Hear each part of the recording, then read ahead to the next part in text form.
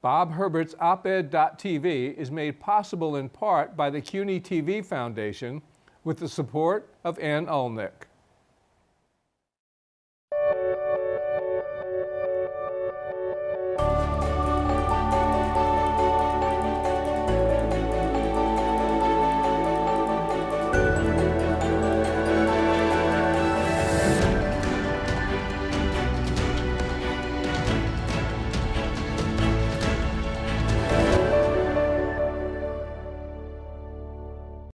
Hi, I'm Bob Herbert. Welcome to OpEd.tv. When did liberal become a dirty word?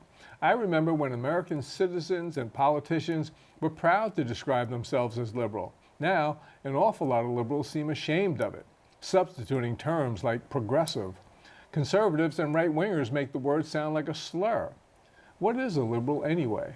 And how has the meaning of that word evolved over decades and even centuries? We'll talk about this with my guest, Helena Rosenblatt, who has written a fascinating new book, The Lost History of Liberalism, From Ancient Rome to the 21st Century. Welcome. Well, thank you. I should mention that you are a history professor here at the City University Graduate Center as well. Right. Is that correct? That's right. Great. So let's set the stage for our discussion here. You can tell us, why write a history of liberalism now? What were you hoping to achieve with this book? Well, of course, it's very relevant today, my topic. I've noticed. Yes, but I have to say that I started it several years ago, so I didn't realize just how relevant, and I got kind of lucky there because it does shed light on today. But when I started, I had done work in political thought before. I had always been fascinated by liberal thinkers. I wrote my dissertation on Jean-Jacques Rousseau. Right. I wrote another book on Benjamin Constant, and when I was working, Benjamin Constant is now recognized as one of the founders. And what I noticed when I did this work is, first of all, there was no sort of major history of liberalism with the kind of sweep that I take in my book. So I thought one was necessary. And then I was noticing that people are quite anachronistic when they talk about liberalism. So people come up with their own definition, really, of liberalism. You'll notice if you start looking in books and books that defend liberalism, books that attack liberalism, many people begin by saying, oh, it's a very slippery concept. It's very difficult to define. But I think it means this. And then, which I thought was kind of curious, because you arrive with a personal definition. I mean, there's overlaps between what people say, of course. But then they say, and then they will mention things in the past or thinkers of the past, and they'll kind of cherry pick and they'll decide, they'll find concepts and principles that add up to their own personal view of liberalism. And I said, this is crazy. We're projecting on the past what we think in the present. So as a historian who really loves history, I thought, I'm going to untangle this, unravel this, and go back and and ask the question: what did liberals themselves mean when they called themselves liberal? At the time. Yeah, right. What was the first liberal party? When was it formed? What did it stand for? And when was the word liberalism coined and the concept theorized, and what did those people mean by the word? So we can't go all the way back, because I wish we did have more time, but let's go back to the early stages of the modern era and the origins of modern liberalism in France, and of all places, Germany, right? That's right. Talk a little bit about how that occurred. Well, that's the funny thing, because a lot of people, part of this method that I took, I mean, the method actually led me to these very interesting discoveries, because most of us think of liberalism as Anglo-American tradition, right? And I think what I show in this book is that that's actually a very recent idea.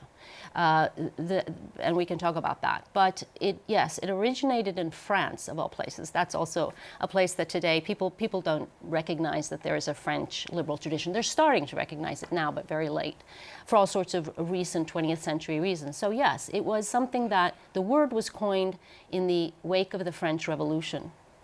And it meant basically the principles of the French Revolution that people wanted to save, that these people that started to call themselves liberal in the political sense thought were achievements of the revolution, such as civic equality, constitutional and representative government, rule of law, and some basic freedoms, among which freedom of the press and freedom of religion were most important. So those were always important liberal concepts. Those were always core liberal concepts. And it's interesting because, of course, they do talk about property rights, the first liberals, but it's not what they emphasize. There was this whole economic aspect that you've written about, and the liberal concept of free market economics and that sort of thing. Talk about how that originated and how it evolved and the divergence that subsequently occurred. Right. So, as I said, many early liberals, the very, very first one, like somebody like Benjamin Constant, did speak about laissez-faire, but he also spoke about other things. He said that property was a social right, something, not something that you brought into the social contract, if you will, but something that was kind of created by the social contract. And so liberals over time, when they started to see the problems caused by Industrial Revolution, started to focus more on the economy and more on what they could do to help all the poverty that they were seeing around them. I mean, and it's not that there wasn't poverty before, but it became very, very visible, and the polarization of wealth, huge as caused by the Industrial Revolution. So at that point, many liberals became receptive to these German ideas. You were mentioning Germany had a very important influence on liberalism, which is really not part of the books right now. Again, we think of Germany as having an illiberal tradition. I was just going to say, you'll think just the opposite. A lot of people. But these new political economists who actually started looking at the facts and calling the earlier economists abstract and out of touch with reality, drawing graphs and so on that don't correspond to reality, these German thinkers at mid-century and towards the end said, look, we got to look at the data. We got to collect the data and look at really what's happening. And people are not rising out of poverty. Free markets is a myth. And people are sunk in poverty and they can't get out. And so government needs to intervene to help them. And these German writings were translated and published in journals in England and in France, eventually coming to America as well. And so what they started talking about in England and in France was a new liberalism, a liberalism more focused on economic issues and actually reaching out to the poor. Now, I believe that as a reaction to this new liberalism, a group of thinkers who also called themselves liberals said, no, this is all wrong. This focus on the poor and government intervention and that sort of thing, this is all wrong. We need to grow the economy. And the best way to grow the economy is not to have the government intervene, but to get it out and have free markets. And they started to call themselves classical liberals, orthodox liberals. But this is a fallacy, because they started to read certain thinkers in this way. So Adam Smith, who had really nothing against government intervention in certain ways, becomes this extreme laissez-faire thinker. And they read these and call them, their predecessors. And other liberals, the new liberals that call themselves new liberals, said, but you're misreading Smith.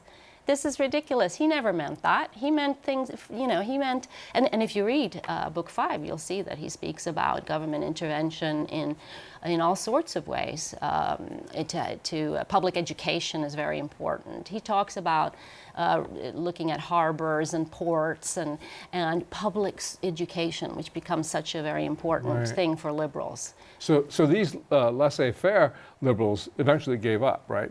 Being liberal, gave up calling themselves liberals. Eventually, but I think also, as I show in my book, that it takes a very long time for them to give up. There's this constant tension between the liberals who believe in government intervention and these other ones. But I do believe, from what I've studied, is they're a very vocal but a minority group, the ones who are for extreme laissez-faire. Eventually, they will take the name libertarian. They will give up. And there's literally a wonderful quote that I found from Herbert Hoover, who claimed Who to also considered himself a he liberal. considered himself a liberal until very late. And against Right. FDR and the New Deal, people were saying, they were saying, no, you know, we're the real liberals. You're perverting it. And actually, Herbert Hoover at one point finally said, oh, okay then. You can have liberal. I give up. You perverted all or polluted the meaning of the word. Now, there are always going to be contradictions in any historical tradition, but and you know, liberalism's no exception. But I just want to go over a couple of quick examples. There was this emphasis on individualism and individual rights versus the common good at various times, sometimes at the same time. We mentioned laissez-faire economics versus government intervention to help the poor and other things.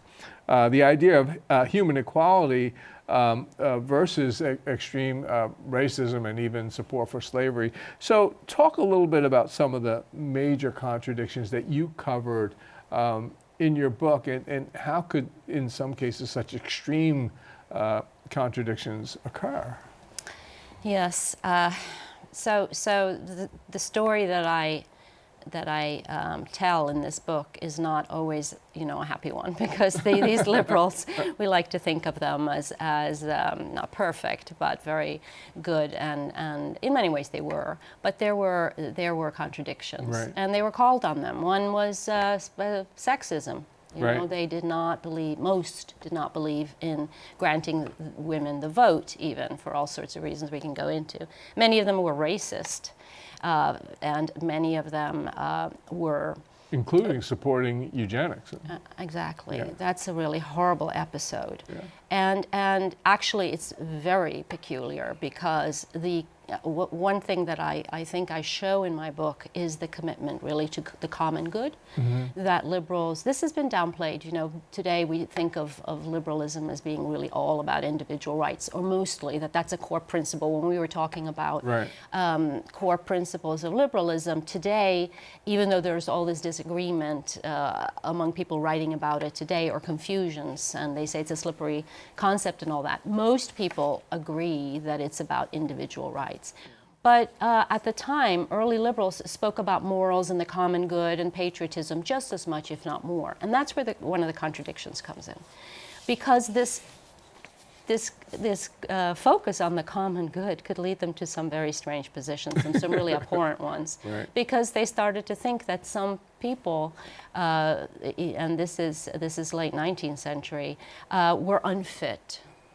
And within this category, they could put people who had epilepsy, for example, criminals, right. people who were unfit to work and things like this. Right. And horrible things came out of it. I mean, we know about Woodrow Wilson and his... very racist, and reinstituted segregation within the confines of the federal government. Yeah. Yeah, and he wrote into law forced sterilization right. in New Jersey when he was governor there. So there is this side. But I have to say, too, that they were not alone. Liberals, this is where we can maybe, I mean, putting it into context, yes, this is very disappointing, and some will say hypocritical, awful, and of course it was. But many people, not just liberals, were for this. So without defending it, it was the zeitgeist. Right. Yeah. Most, I mean, not everyone. There were some right. people obviously speaking up against it, and liberals themselves.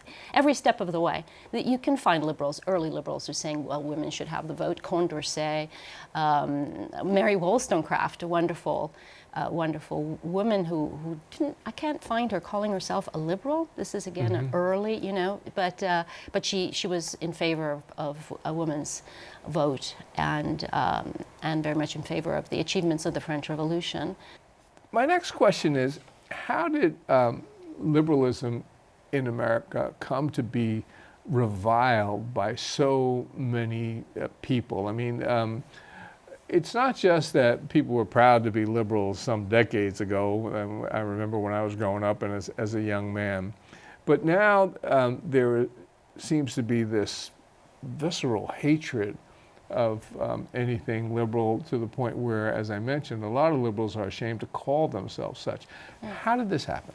Well, you know, to give it a little bit of historical perspective, I would say that liberals have been, and we talk about the incivility of the environment right now and these horrible attacks on liberals, and I think that's part of the reason they shy away from the term, by the way, in the beginning, is that liberalism itself as a word and as a label, and how they do it, not quite sure how they are successful with it. Perhaps as liberals are not, I don't really know that. But in the past, do you know that, as I explain in the book, liberalism at first was a pejorative term. It was a smear Initially, word. right. Initially. Right. A lot of isms, of course, were in the 19th century. Right. So many liberals themselves who said they were part of a liberal party and so on did not want to espouse or use the term liberalism. They preferred to talk about use the very old word liberality.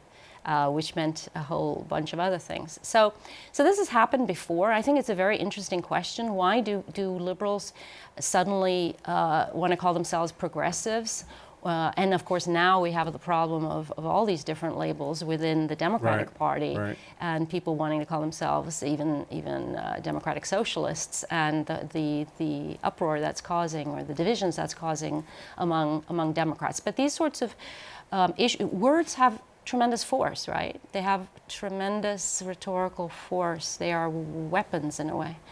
And the ones who can wield them the best, I suppose, win. And the conservatives in today's politics have had a tremendous amount of success over several years with their attacks on not just Democrats, but especially liberals. Yeah, and I might speculate that the language that liberals use to defend their principles has changed over time, and that might be part of it.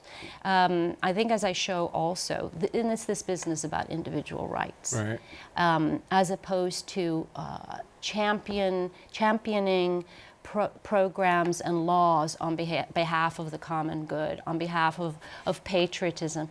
I do think that liberals could do a little bit better on that score today.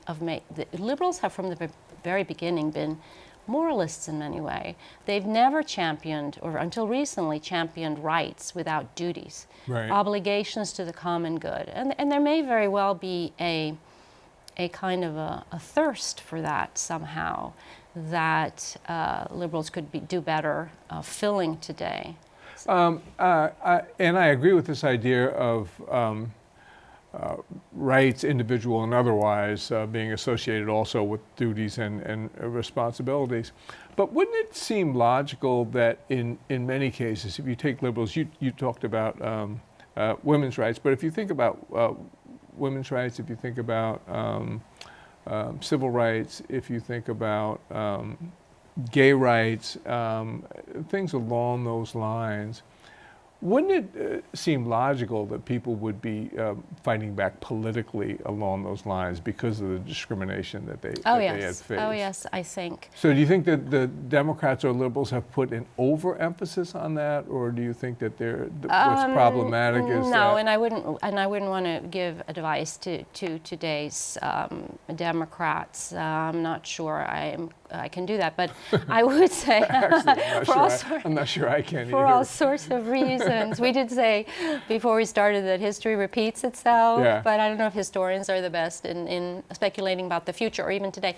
But I will say this, that in the past, liberals have spoken a lot about justice and about fairness, and I think the rights were really about spreading opportunities and choices. So they're not antithetical. Rights of groups, rights of individuals. It's maybe how, again, I get back to the words and how things are expressed And the emphasis. That people make. One of the areas where I think liberals are particularly vulnerable right now has to do with issues of free speech and intellectual freedom. I think some of the things that are going on are quite problematic. I mean, some of the things on campuses, I've even done commentaries on safe spaces and trigger warnings and preventing people from speaking because you disagree with them and that sort of thing. Give me a little bit of your thoughts on that. Well, liberals have in the past, and the early liberals, the free speech has been absolutely one of I think I said, one of the core and most important principles. My entire career based on it. But Exactly, exactly. And somebody like Benjamin Constant wrote so many articles, hundreds of articles, made speeches trying to educate people to the principles of constitutional government, to their rights, to their duty to vote, and how to vote. I mean, we're talking about the early 19th century. So it was extremely, extremely important. But they faced this problem also of the kind of speech that really endangered the liberal project. In those days, it was advocates for the Catholic Church and the Throne and Altar Alliance who wanted to censor them. And they themselves, then in return, at moments in history, there were liberals who also favored censorship because they felt it was going to overturn the system, basically. And so there's another contradiction. And some of them spoke about can we tolerate the intolerant? Right. So this was a problem way back then, and it's a tricky balance. And somebody like Benjamin Constant also a few times. I keep coming back to him because he has been relatively neglected. Mm-hmm. You know, people in the Anglo-American tradition keep speaking about John Locke, for example. Right, but you make it clear in your book the importance that the place that he has and the importance he holds almost in the entire history of liberalism. Yes. And you keep going back Yes. to him. One of the things, we're running out of time, but I wanted to touch on this. One of the things that resonated powerfully with me, because I think it has to do with what's going on in the U.S. today, is a warning that was issued back in the 19th century by the British Prime Minister William Gladstone. And he said the most dangerous threat facing England at that time came not from the lower classes, but from the selfishness of the upper classes. And that danger was the likelihood of plutocracy. Yes. And isn't that really what we're facing now? And do you have any thoughts about that? Yes. Well, these liberal, he was accused of demagoguery by the upper classes at the time, who were not too pleased with his rhetoric in this. No, but liberals from the very beginning have been very much for raising the level, for again morals, for educating people about their rights and about their duties and about what a privilege it was to vote, and they should get out the vote. And they felt that elites, in those days, England was not a democracy, right. and so they felt there was a certain responsibility of the upper classes and the middle classes, those with the vote, those with education, those with property. And we haven't had a chance to talk about the liberal view of democracy, but they were worried about democracy for all sorts of reasons, and the lack of education. But they felt it a responsibility to raise up the level.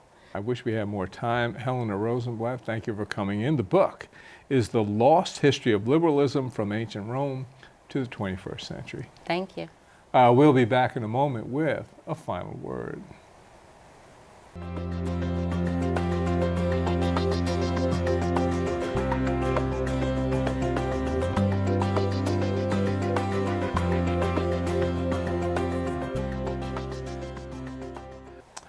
The latest report on global warming from the International Panel on Climate Change is a real-life horror story. The world is headed toward catastrophe. The New Yorker magazine described it as a nightmarish tale with findings much worse than the panel's previous reports. And yet most of the world just shrugged. It has not been a particularly big news story, certainly nothing like, for example, the Kavanaugh Supreme Court hearings. And yet we are in the throes of a planetary warming that, if unchecked, and all evidence is that it will go unchecked, will cause the extinction of thousands of species, will wipe out some entire island nations, and will cause widespread drought, famine, and increases in tropical diseases. It will undoubtedly result in the loss of frightening numbers of human lives. As one leading climate change expert told The New Yorker, you have to think in terms of the survival of human society.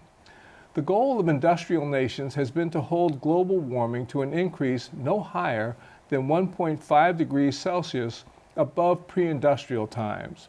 Hardly anyone now believes that that target will be met. We'll probably blow through that barrier in the next decade or so. Among the many disasters that will occur if the Earth warms by 2 degrees, which is where we are headed, is that nearly all the world's coral reefs will be dead, including the Great Barrier Reef, which is an ecosystem that is 25 million years old. Coral reefs are sometimes called the rainforest of the oceans because of the tremendous variety of animal and plant life that they support. The reefs are breathtakingly beautiful natural phenomena, and they are the richest ecosystems in our oceans. If they vanish, astonishing amounts of the ocean's biodiversity will vanish with them. How is it that we are paying so little attention to this burgeoning catastrophe? We're not just ignoring the problem. Here in the States, we're rolling back initiatives designed to mitigate some of the worst aspects of the warming and pursuing new policies that will spew additional greenhouse gases into the atmosphere, which will accelerate the temperature rise. Are we just stupid? Are we just a wretchedly imbecilic society too senseless to stop collaborating in our own destruction? Are we? That's all for now. See you next time.